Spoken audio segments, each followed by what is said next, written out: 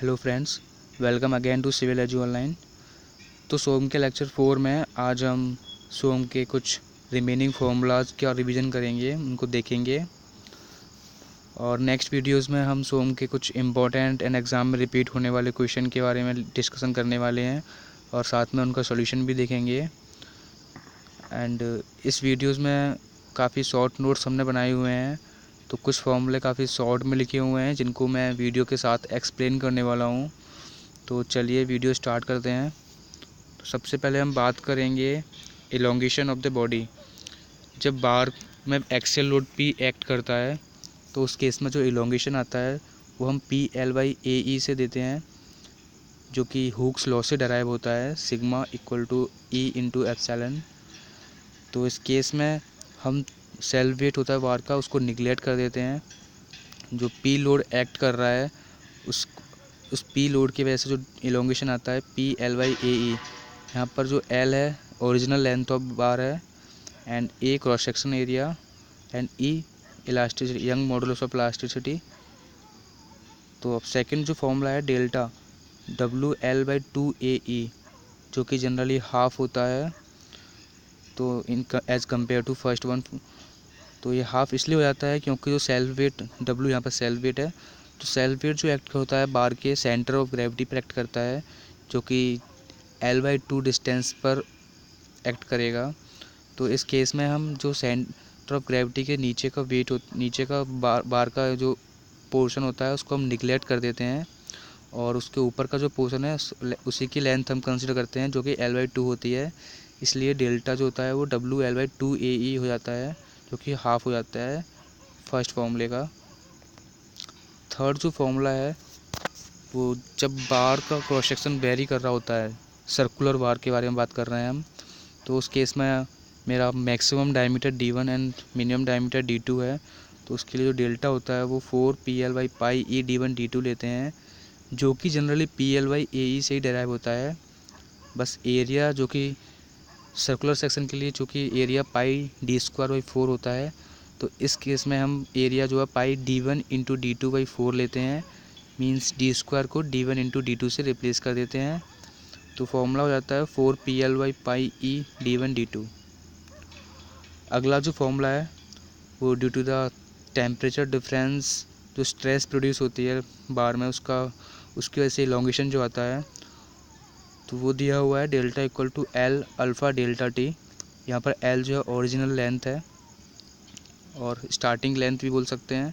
Alpha linear expansion coefficient है, and delta T is the change in temperature, and sigma T जो कि thermal stress होती है उसे हम E अल्फ़ा डेल्टा T से लिखते हैं, एंड हम एप्सिलॉन T जो कि थर्मल स्ट्रेन है वो भी यहाँ से निकाल सकते हैं, जो कि सिग्मा/E हो जाएगा। तो अल्फ़ा डेल्टा T से थर्मल स्ट्रेन होगा। तो थर्मल स्ट्रेस और थर्मल स्ट्रेन दोनों ही लेंथ पर डिपेंड नहीं करती। तो अगर हम let's say 1 metre and 2 metre की दो बार लेते हैं और उसमें same delta T temperature difference create करें, तो उसकी वजह से जो सिग्मा आएगा और एप्सिलॉन आएगा वो दोनों बार के लिए सेम रहेगा।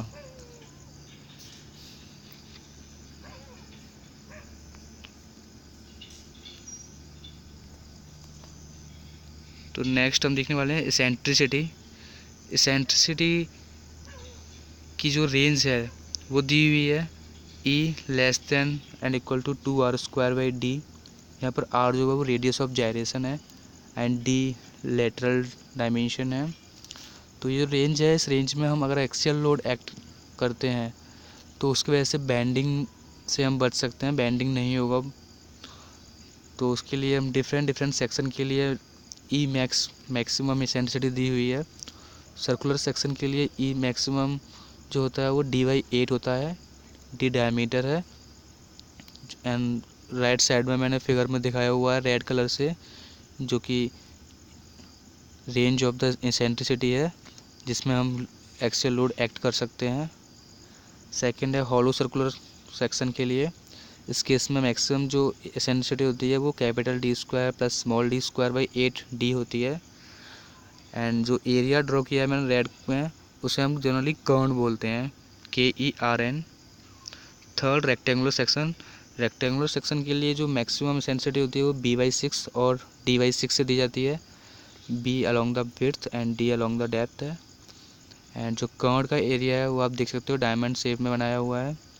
इस एरिया के अंदर ही हमें इस एक्सेल लोड एक्ट करना होता है, जिसे इसे हम कर्न बोलते हैं।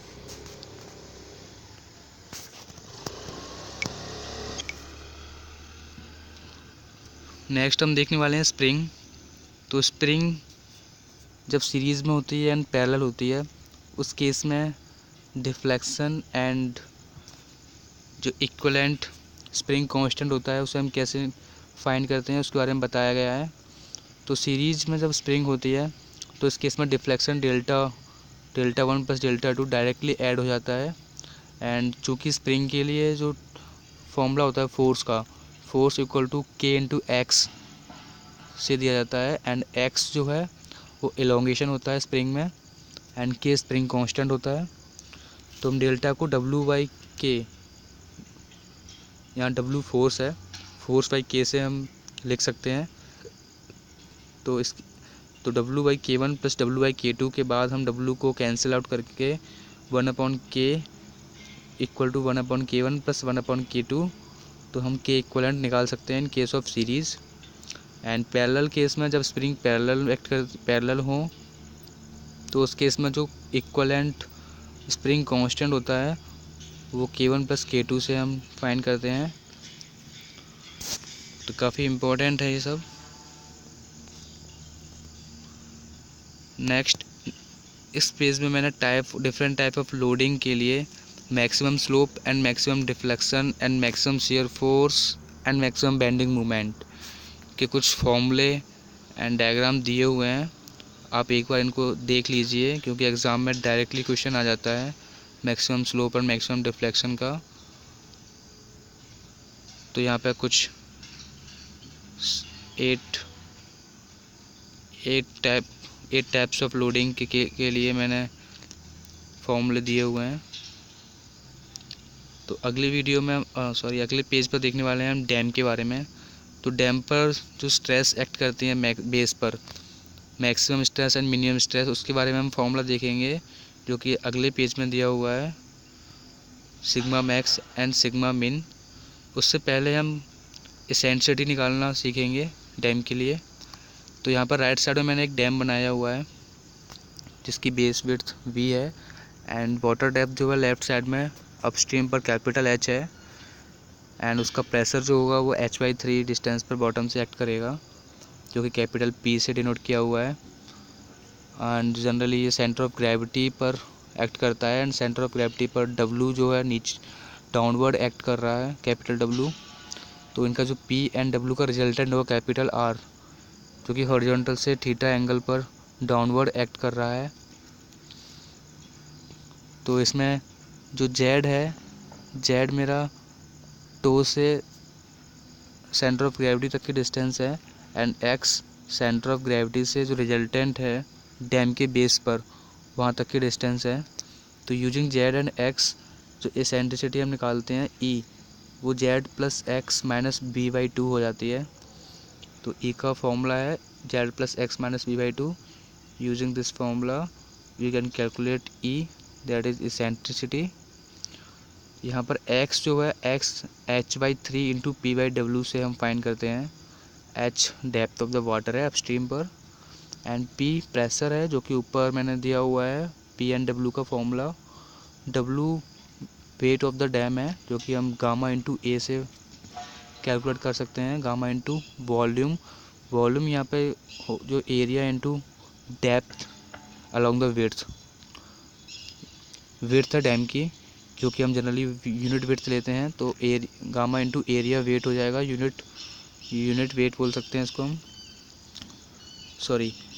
W जो होगा वो वेट ऑफ द डैम है फॉर यूनिट विड्थ एंड जो P है half gamma H² pressure force है जो कि अपस्ट्रीम पर एक्ट कर रहा है।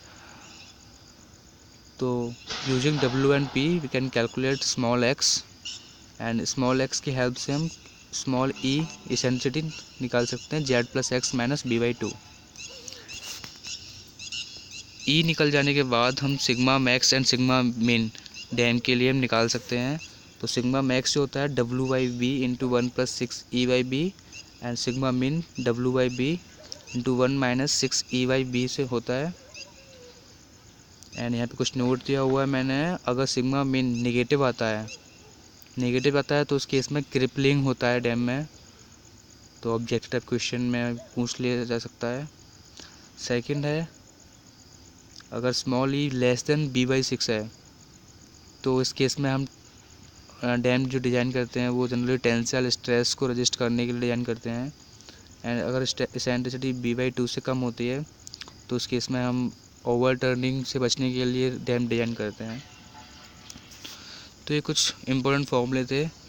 तो आज की वीडियो में इतना ही। नेक्स्ट वीडियो में हम सोम के इम्पोर्टेंट क्वेश्चन लेके आने वाले हैं जिनका हम सॉल्यूशन के साथ डिस्कशन करेंगे। तो दोस्तों इसके लिए आपकी सपोर्ट की हमें काफ़ी ज़रूरत है, तो आप प्लीज़ चैनल सब्सक्राइब कीजिए, लाइक कीजिए, सब्सक्राइब कीजिए एंड शेयर ज़रूर कीजिए एंड कमेंट भी कीजिए। तो आज की वीडियो में इतना ही। Thank you.